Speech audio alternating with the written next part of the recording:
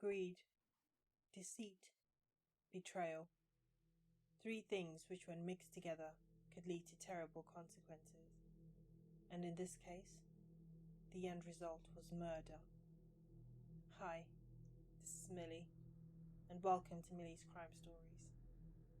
Today's story takes us to the beautiful country of Zimbabwe. Located in the southern part of Africa, it is home to a population of 14 million, with breathtaking sights such as the Victoria Falls, the world's largest waterfall, which is one of the 7 wonders of the world. Rich with wildlife, it is one of the most beautiful places on earth. In a small village, in a town called Murewa, lived a 7-year-old boy by the name of Tapiwa Makore. The only male child in the family, Tapiwa had 2 siblings. As the middle child, he had an older sister and a younger one. The 3 lived together with their mother Linda and father Munyaradzi. Tapiwa loved helping around the house and garden, and his family and all who knew him would describe him as a boy who was lovely and pleasant. He spent most of his day tending to the field and making sure the family livestock did not destroy their crops. This is the norm in villages in the countryside. And on the 17th of September 2020, that morning would be no different to any other. Tapiwa woke up and ate the porridge his mother had prepared for him. He had his tea around 10 a.m. and his mother gave him his lunchbox, which he would always take with him to the field. Linda looked at her son and told him, as per usual, to go straight to the field and not make stops along the way to see his friends. Tapiwa turned to look at his mother and asked if she would be joining him in the field later that day, and she said she would. He then replied that they could come home together afterwards, and he left to go about his day. This was the last time his mother would see Tapiwa alive. Fast forward to that afternoon. Linda and Munyaradzi made their way to the field to join their son, but when they got there, Tapiwa was nowhere to be found. Alarmed, they proceeded to ask the children who were in the nearby gardens if they had seen him. The children said Tapiwa was last seen by a nearby pond, and the parents made their way to see if they could find their son, but he was nowhere in sight. Panicking, Linda and Munyaradzi rushed to tell their neighbours that they couldn't find Tapiwa. The neighbours joined the frantic search for the missing 7-year-old boy, looking in nearby homes and fields, with no luck. As it drew closer to night time, everyone became alarmed. At this point, the police were informed and became involved. The frantic search continued and carried on into the night, with family and friends calling out Tapiwa's name, hoping he would answer. But all they heard back were the echoes of their own voices as they drifted off into the darkness. Morning soon came, and Tapiwa had still not been found. A neighbour alerted the family that they had seen a dog eating what looked like human remains. Everyone rushed to the scene, and upon closer inspection, it was discovered to be a human torso with the head, arms, and legs cut off. Needless to say, police were called onto the scene, and they proceeded to collect the remains. This was only the beginning of a series of events that would shock a nation and instill fear into the hearts of parents across the country and beyond. News would later reach the masses. Police had arrested their first suspect and taken him in for questioning. Who could this be, you might ask? Well, it was not a stranger. It was none other than a man called Tafadzo Shamba, a local. He was a herdsman in the area, and known by many. Tafadzo was detained over a pair of blood-stained trousers that had been found at his employer's homestead. How was he involved? What was going on? Well, the truth would slowly begin to unveil, as later that afternoon, Tafadzo was seen being led in handcuffs by police to an area in a nearby mountain where the herdsman started his shocking confession. Tapiwa had been murdered, and not only that, but Tapiwa's uncle, Munyaradzi's brother, who as fate would have it, had the same name as the murdered child, was the mastermind behind the crime. In the herdsman's own words, he said, "After bringing Tapiwa to the uncle's home, I went to the kitchen hut where I brought him sadza and dried fish. I washed his hands before giving him the food, and after eating I went to a nearby homestead where I bought 5 liters of illicit brew. I drank the beer to gather courage, and I also put a bit of sugar into the brew and offered it to the boy, who took it until he got drunk and slept.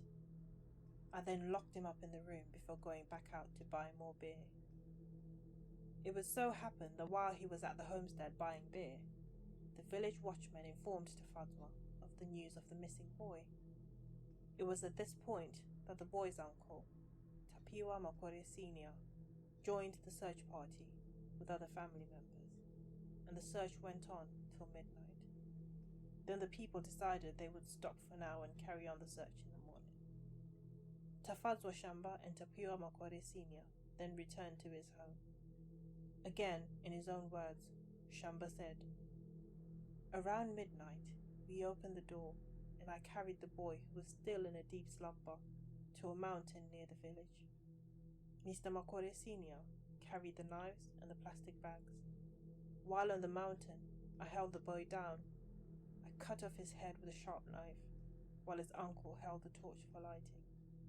I also cut off the hands and legs, and we packed the parts in separate bags. I carried the bag with the torso and the head, while Mr. Makore carried the other bag containing the legs and hands." He then informed detectives that he cleaned the scene of the blood and burnt the grass to get rid of evidence. From all that was unveiling, it seems the plan was to use Tapiwa as a sacrifice for money rituals. Police would later find excrement on the scene, which was believed to have been expelled by the child as he was being murdered. The killer then said, while on his way to the Makore homestead, the load was becoming heavier, so he decided to dump the torso near a neighbor's home. He still held onto the bag with the head. When he arrived at the uncle's home, he was instructed to place the head in one of the rooms, which he claims he did. He then proceeded to dump the arms and legs at a nearby gravesite. This news came as a shock to the nation at large, so we can only imagine how the Makore family was feeling.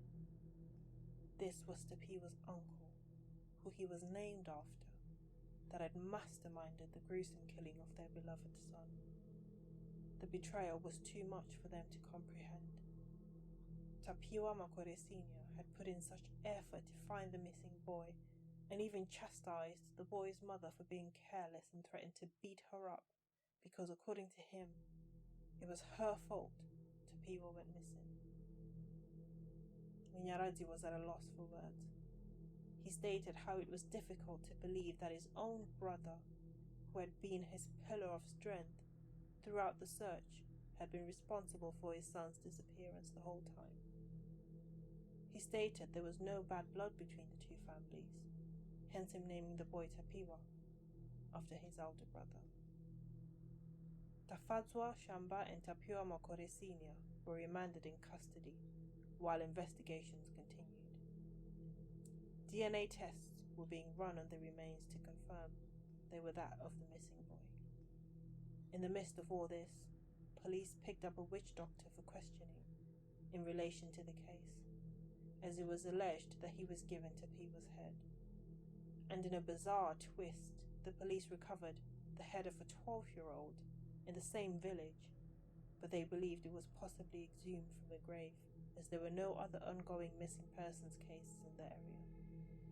A fourth suspect, a female, was arrested on the 1st of November 2020.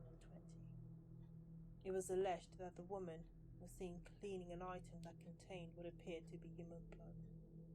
She was later released on $70 bail. A further 2 women would also be arrested after they allegedly bought meat from the murderer Tafadzwa Shamba in exchange for 6 containers of alcohol. The meat was then consumed by the women's families, and investigations continued to ascertain whether it was in fact human meat that was bought and consumed.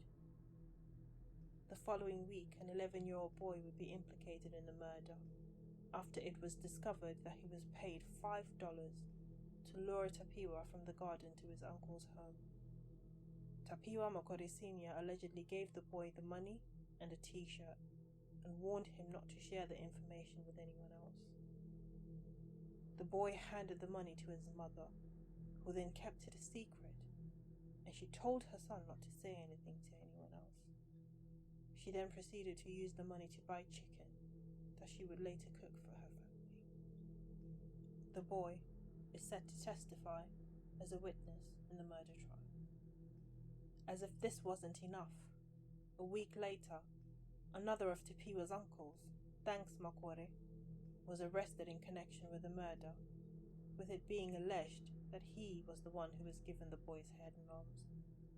Thanks was released on bail a month later, only to be re-arrested for burning and destroying evidence a few hours after his release.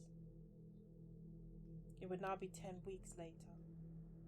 Tapiwa's family would be heartbroken and confused, and still trying to come to terms with the events that were constantly unfolding before them.